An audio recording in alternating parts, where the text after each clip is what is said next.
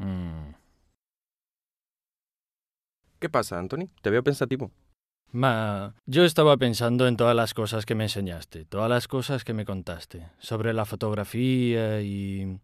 Se me ocurrió otra pregunta. ¿Por qué se fotografía? Mira, eso es una pregunta a la que muchos intentaron dar respuesta. Imagínate que un fotógrafo, Robert Adams, incluso escribió un libro titulado Why People Photograph. ¿Verdad? Pero no hay una respuesta unívoca para esta pregunta. Muchos lo hacen por instinto natural, otros como pasatiempo. Yo creo que en la base está el hecho de que las fotos permiten recordar. Es cierto, yo utilizo mucho la fotografía para recordar vacaciones, acontecimientos, amigos... Sí, ve, esto es uno de los papeles importantes de la fotografía, el de grabar la memoria, pero no es el único, la fotografía también tiene otros papeles. ¿Por ejemplo? Como por ejemplo ser la expresión de la sensibilidad personal del fotógrafo. La fotografía no solo es un documento, sino que puede también ser un modo de expresar tu propia visión de la realidad. Entonces es una forma artística, Sí. como la pintura, por ejemplo. No exactamente como la pintura, porque ves, el pintor o escultor de hecho reproducen una escena o hacen su escultura sin necesariamente tener esta conexión directa con la realidad, que por lo contrario es necesaria para el fotógrafo. Una fotografía siempre surge de una escena realmente ocurrida en la que el fotógrafo estaba presenciando ese momento. En la pintura eso a menudo no ocurre, ya que el pintor puede pintar una escena que tuvo lugar o no, que ha escuchado relatar o también que él haya imaginado. Algunas corrientes de pintura intentaron reducir esta distancia entre el sujeto y sus representaciones en el cuadro, como por ejemplo hicieron los impresionistas. Generalmente la interpretación por parte del artista es más importante en la pintura que en la fotografía, porque no hay esa estrecha conexión forzosa con la realidad. Entonces, si la conexión entre realidad y fotografía es tan estrecha, ¿cuál es el margen de creatividad que yo puedo aportar como fotógrafo? Mira, existe una conexión con la realidad, pero el fotógrafo es el que elige cómo representar esta realidad y puede hacerlo utilizando los medios que la fotografía le proporciona. Primero, eligiendo unos sujetos específicos en lugar de otros, y ya en esto hay una interpretación subjetiva. Luego eligiendo el tipo de encuadre o también utilizando los medios que la técnica nos pone a disposición, como tiempos largos, planos de enfoque distintos o el nivel de desenfoque. Incluso la elección misma entre el color en blanco y negro es siempre una elección subjetiva del fotógrafo, o incluso el rol de recuerdo que tiene la fotografía no es totalmente objetivo. Sí, pero ¿qué quieres decir? Porque yo pienso que la realidad no puede ser modificada. De hecho, la fotografía puede modificar la realidad.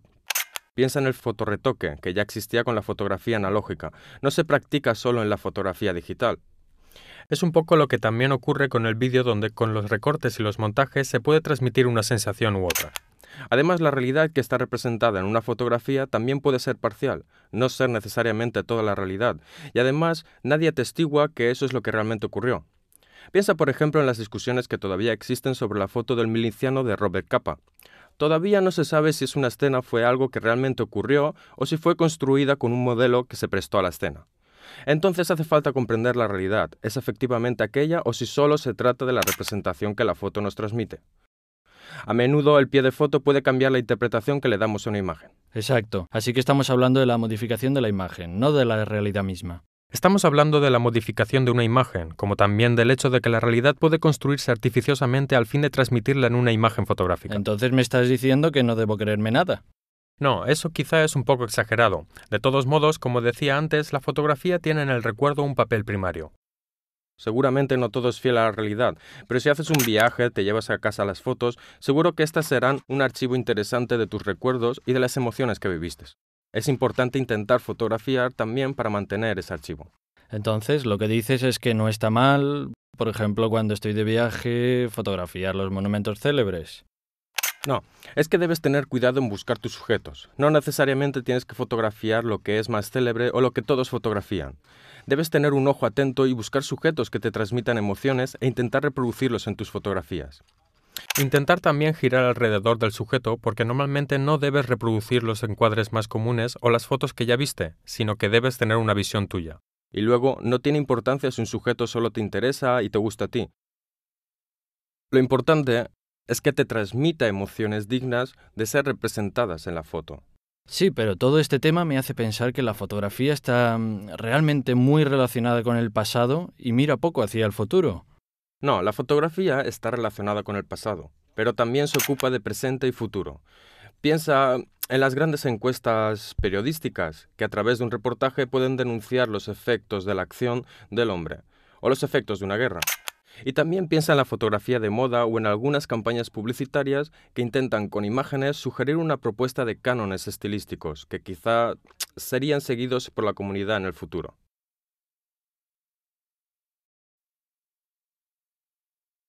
Mira, Anthony, no necesariamente hace falta fotografiar eventos excepcionales. Muchos fotógrafos en su carrera fotografiaron el día a día, las cosas normales. Se pueden hacer fotos hermosas también fotografiando un particular corte de luz o la fachada de un edificio. En definitiva, es importante llevar siempre contigo la cámara y estar listo para captar cualquier momento. No necesariamente hace falta encontrarse frente a eventos históricos o que se deban recordar absolutamente. Las buenas fotos pueden nacer en cualquier ocasión. De hecho, ahora ya tengo ganas de salir a fotografiar todo. De veras, hasta las cosas más normales, más banales, tan solo para ver si puedo llegar a aportar algo mío. Sí, ahora sin exagerar fotografiándolo todo, hasta las cosas más banales. Igualmente al principio, este procedimiento quizás sea el correcto, fotografiar lo más posible. También porque luego mirando tus fotos, poquito a poco, empezarás a tener un enfoque distinto de los sujetos y a seleccionar un poco más. Te hará falta también volver a mirar las fotos para seleccionarlos y afinar tu mirada. Ahora debo hacerte una pregunta obligada. ¿Cómo se hace para afinar la mirada? Pues ante todo, sin miedo a equivocarte.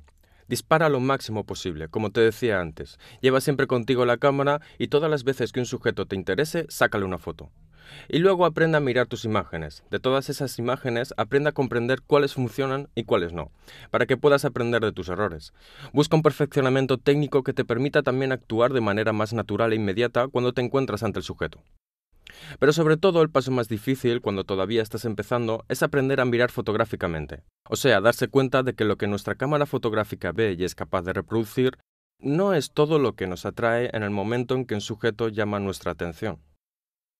A menudo nos centramos demasiado en el sujeto y nos damos cuenta de que también hay otros elementos de estorbo que inevitablemente caerán en la imagen. Aprende por lo tanto a realizar esta selección mental antes de pulsar el botón. Y con el tiempo, empezarás también a valorar todos los demás elementos que en aquel momento no llaman demasiado la atención, pero que después estorbarán la imagen impresa en papel. Entonces dispara mucho y empieza a ser mucho más selectivo en tus disparos, a eliminar los elementos superfluos y a centrarte solo en el sujeto intentando transmitirlo en tus imágenes en su esencia, evitando todo aquello que es contorno y que luego en las imágenes fotográficas será un estorbo. Solo puedo esperar que tengas razón. Claro, considera que solo estamos al principio de un camino.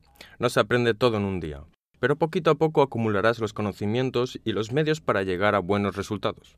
Entonces, antes de nada, gracias porque encuentro muy interesante tu enfoque de la fotografía. Ahora mismo salgo para empezar a disparar.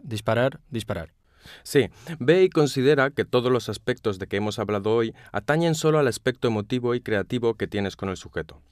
De los instrumentos técnicos hablaremos en la próxima clase y entonces, después de haber empezado este camino, también empezarás a tener los medios para poderte acercar también desde un punto de vista técnico más consciente y tus imágenes seguramente mejorarán. Bien, no veo la hora.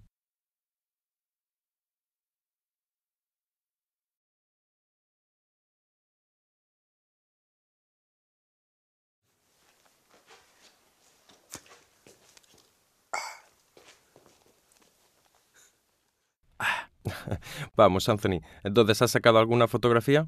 Yes. Me levanté a las 5 de la mañana. ¿Y sabes qué fotografié? El cielo. Sí. Pero mi mujer dijo que estaba loco. Probablemente tú también. No, para. El cielo es uno de los temas desafiados por grandes fotógrafos, Luigi Ghirri hizo un trabajo infinito en el que durante 365 días fotografió el cielo con sus distintas variantes de luz. ¿Escuchaste, cariño? No estoy loco, ¿eh? De todos modos, hoy hablaremos de los dispositivos en la cámara que nos permiten controlar la luz, el elemento fundamental para sacar las fotos.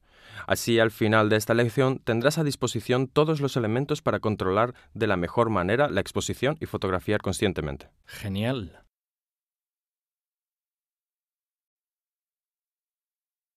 Sabes que tengo 2 cámaras fotográficas. Una es digital, 10 millones de píxeles, la otra es una vieja Nikon de mi padre que me parece muy complicada de usar. ¿Me darás algún consejo? Sí, en la práctica no hay diferencias fundamentales. De todas maneras, los dos aparatos son parecidos, o por lo menos los elementos que tenemos a disposición para controlar la imagen son los mismos en ambas cámaras. Verás que hoy, tras profundizar en los conceptos sobre la exposición, empezarás a dominar mejor el uso de una cámara fotográfica y de la otra. Bien.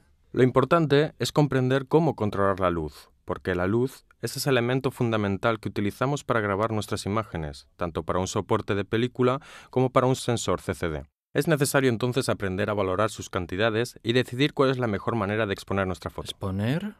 Sí, de hecho se habla de exponer, exposición, porque nuestro material, tanto una película como también un sensor CCD, necesitan radiación luminosa para grabar las informaciones sobre la imagen, y por tanto, cuando tomamos una foto, estamos justamente haciendo una exposición a la luz.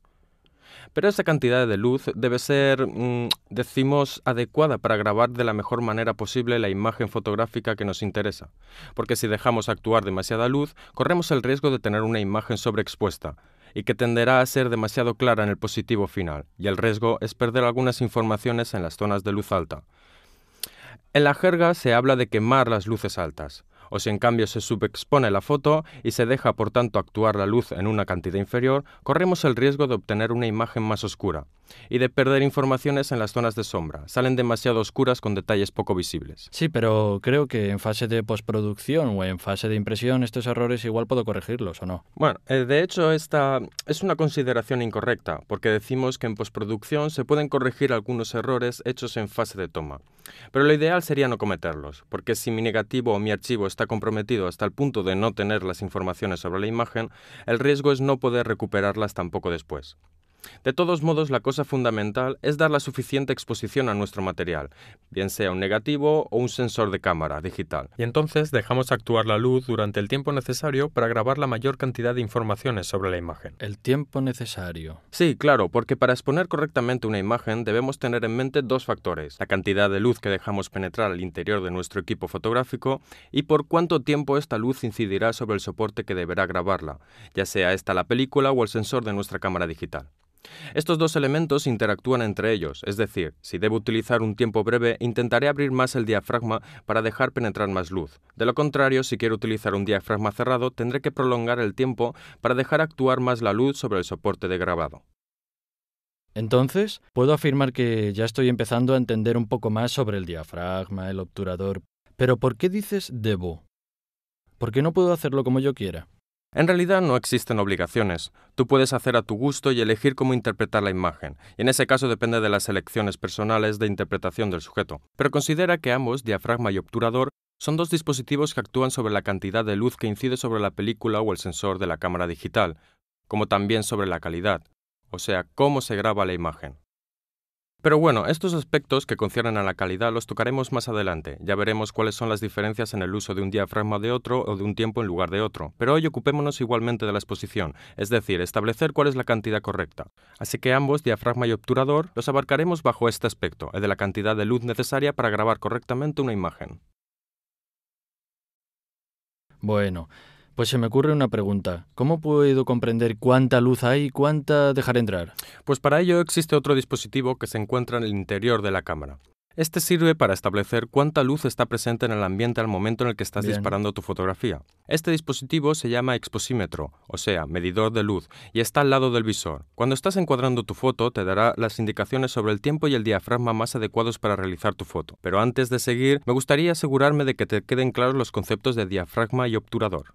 Sí, me has hablado de estas dos partes de la cámara. Me has hablado, por ejemplo, del diafragma, que es un anillo de laminillas que se abren y se cierran, y esta posibilidad va de un número pequeño, que significa que está más abierto, a uno más grande que indica que está más cerrado. ¿Es cierto? Perfecto. Y estos números son los valores que encuentras en el exposímetro, es decir, los valores de la escala de los diafragmas, que indican qué apertura utilizar.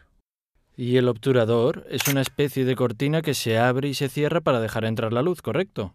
Sí, de hecho existen varios tipos de obturadores, de cortina, pero también hechos con laminillas. Su función, de hecho, es la de establecer la cantidad de tiempo que la luz debe actuar sobre la película. Y este tiempo se mide en fracciones de segundo. Va de tiempos muy reducidos, del orden de milésimas de segundo, y generalmente en la cámara se pueden configurar tiempos de hasta unas decenas de segundos, para pasar luego a exposiciones más largas que se ajustan con el así llamado modo B, o sea, un... Modo B. Sí, modo B. Se trata de exponer estableciendo cuándo empieza y termina la exposición y se utiliza para tomas muy largas, que por supuesto se deben realizar con un trípode. Vale. Bueno, veo que el diafragma y el obturador están bastante claros. Volvemos a hablar de exposímetros entonces. Antes que nada, existen distintos tipos. Algunos miden la luz que es reflejada por los sujetos hacia la cámara fotográfica, mientras otros miden la luz incidente, es decir, la que incide en los sujetos mismos. Sí, pero perdona, no es lo mismo. ¿Entra la misma cantidad de luz o no? No, si nosotros realizamos mediciones con modalidades distintas de exposición, seguramente obtendremos valores distintos, puesto que si medimos la luz incidente, medimos cuánta luz incide en el sujeto, midiendo la luz reflejada. En cambio, medimos cuánta luz es reflejada por el sujeto y esta medición se verá inevitablemente influenciada por el color del sujeto, porque dependiendo del color, absorberá una parte de luz y devolverá más o menos de esta, y entonces con nuestra cámara de fotos tendremos una medición distinta respecto a la de exposímetro de luz incidente. Ten en consideración, de todos modos, que todos los aparatos fotográficos utilizan un exposímetro interno que mide la luz reflejada, ya que es inevitable que nosotros midamos desde la posición del observador mirando hacia el sujeto y por tanto hacer mediciones de la luz reflejada. Los valores de diafragma y obturador que serán proporcionadas en el aparato serán aquellos indicados para una correcta exposición de la imagen. Vale. Si lo he entendido bien, la exposición depende del tiempo de obturación y de la apertura del diafragma. Sí, de hecho son los dos parámetros que intervienen en así llamada ley de reciprocidad, o sea, E es igual a I por T, donde E es la exposición que es determinada por I, o sea, la intensidad luminosa, que nosotros controlaremos a través de la apertura del diafragma. Cuánta luz dejamos entrar en la cámara, multiplicado T, o sea, el tiempo de exposición, que controlamos con el obturador, es decir, cuánto tiempo dejamos a la luz actuar sobre el soporte.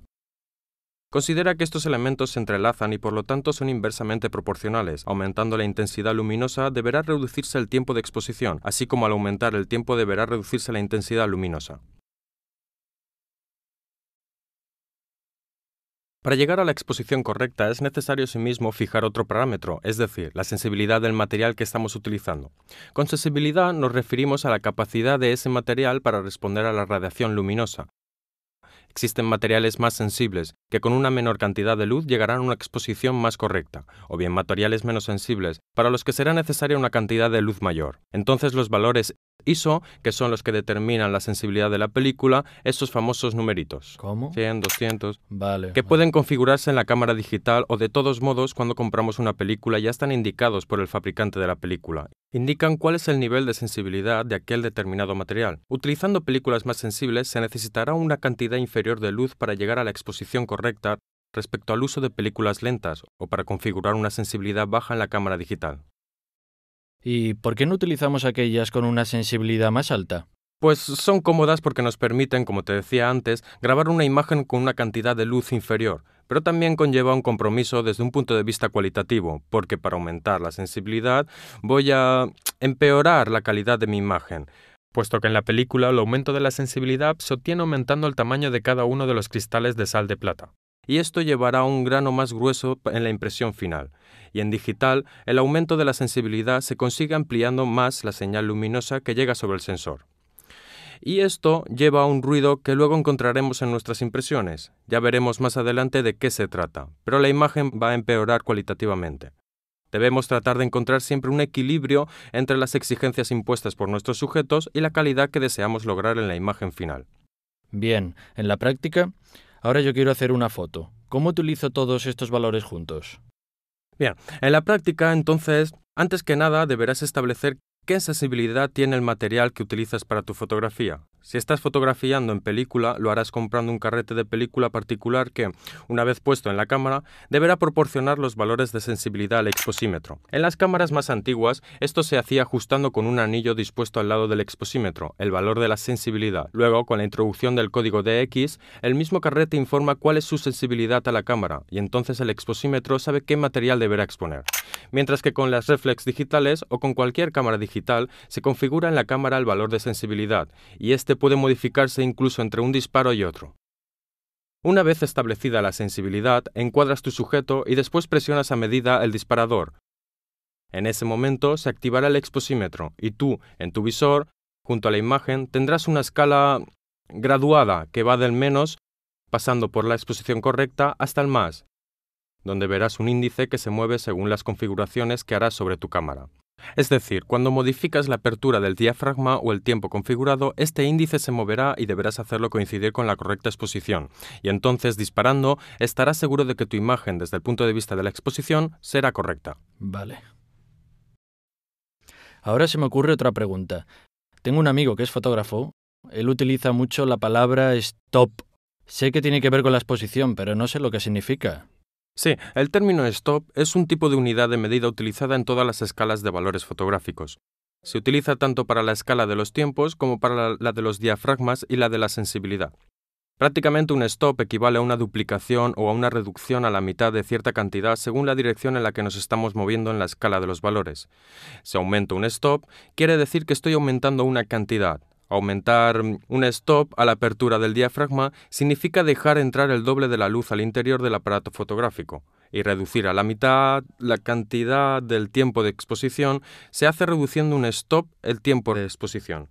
Se utiliza el stop, o sea, la misma unidad de medida para todas las escalas, de manera que se puedan entrelazar estos valores en condiciones operativas, simplificar las variaciones de una u otra escala. No sé. Si tú tomas una foto a una 124ª parte de segundo y f8, y luego sacas la misma foto en las mismas condiciones de luz utilizando una 50ª parte de segundo, pero f4, tendrás el mismo resultado porque has progresado 2 stops en la escala de diafragma y has reducido 2 stops el tiempo de obturación. Así que en este caso habré conseguido 2 fotos idénticas. Bueno, las 2 fotos serán idénticas desde el punto de vista de la cantidad de luz en juego. Habrán tomado la misma cantidad de luz y exposición, pero habrá una diferencia estética entre las 2 fotos, porque utilizando valores de diafragma y tiempos distintos, las fotos serán distintas la una de la otra. Esto, pero, lo veremos próximamente en cuanto profundicemos estos aspectos. ¿Me lo prometes? Prometido. Entonces, Anthony, en la lección hemos profundizado en todos los aspectos de la exposición: tiempo de obturación, apertura del diafragma, valores de sensibilidad, cómo funcionan los exposímetros y cómo miden la luz.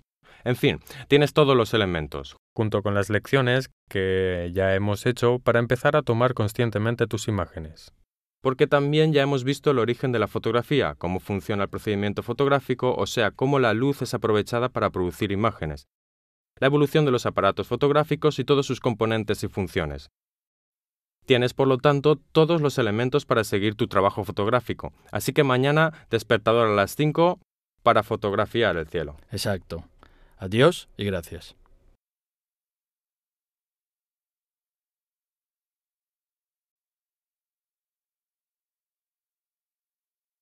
Entonces, Anthony, ¿cómo te encuentras después de estas primeras clases? ¿Hiciste un poco de práctica con tu nueva reflex, ajustando los tiempos, diafragma, exposición? Mira, estarías orgulloso de mí. Voy muy bien. Intento poner en práctica las cosas que me enseñaste, estoy practicando. Las fotos salen muy pero que muy bien. Y ahora miro un poco. Bien, estoy encantado. Veo que te has convertido en un buen fotógrafo entonces. Mucho mejor que antes. Mira. Sí. Bueno, entonces te la voy a poner a prueba. Bien, ahora empecemos a ocuparnos de qué encuadrar. Sí. Empecemos a enfrentarnos al concepto de encuadre, que como me describiste en tus fotos, no tienes muy claro.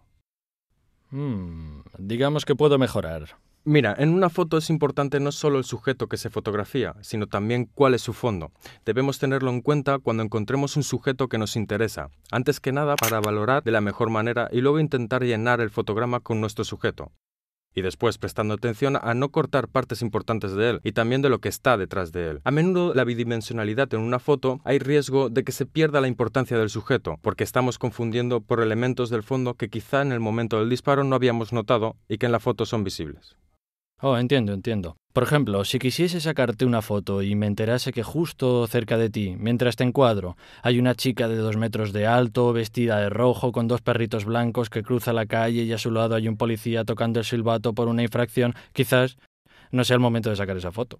Bueno, pues si la intención principal de tu foto era hacerme un retrato, quizá en ese caso se apartaría un poco la atención del sujeto principal. O también podría mover la atención sobre ella. Bueno, sería un buen ejercicio de un tipo de que hablaremos próximamente. En cualquier modo, el sujeto principal era yo, por lo que si debes hacerme un retrato, tienes que concentrarte e intentar limpiar el fondo al máximo. Esto se hace encuadrando a nuestro sujeto y después moviéndose a su alrededor para encontrar el fondo que menos molesta la imagen. Bien. De todas formas, más adelante te explicaré cómo es posible en una situación parecida lograr un disparo cuando no se puede cambiar el fondo, haciendo de manera tal que éste no vaya a molestar demasiado la imagen, utilizando el enfoque selectivo. Pero tengo que esperar. ¿No me puedes adelantar algo ahora? No, ya te dije que lo veremos más adelante. Venga, un par de minutos más. Venga, hoy también me dijiste que eras buenísimo y luego cuando hemos intentado sacar una foto ya no te acordabas de nada. De momento concéntrate en lo que debes aprender ahora. Te invito a un café. No, soy incorruptible. 2 cafés, un carajillo. Nada, no sabes, en las próximas vamos. lecciones. 2 minutos. Hasta la próxima. Anthony. 2. Nada. 1 minuto y medio.